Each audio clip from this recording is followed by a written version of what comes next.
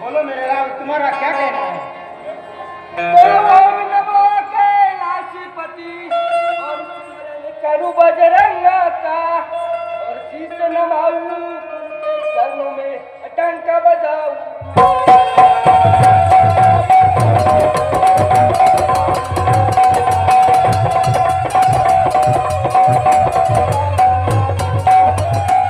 तो नहीं जाना बेटा मेरे, अरे करने वन में शिकारी, और बाली उम्र है बेटा तुम्हारी, दुनिया है